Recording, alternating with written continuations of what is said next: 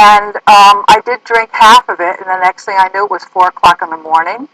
I was in bed looking at him next to me. I was all bruised and battered. I slivered out of the bed, collected my clothes, was very careful not to wake him. I got dressed, and I went downstairs, got in a cab, and went home, took a shower, and went to work at Playboy.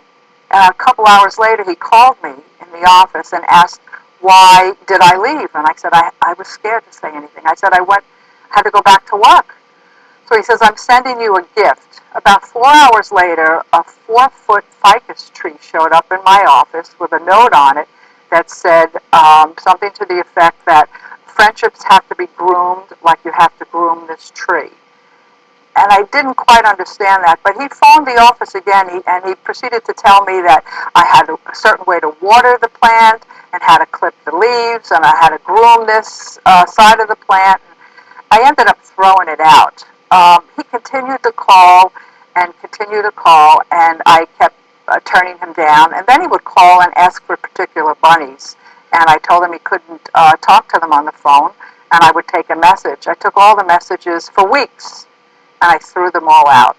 I did tell my supervisor what he had done to me, and my supervisor said, do you know that that's Hefner's best friend? And I said, yes, I know, but this is what he did to me.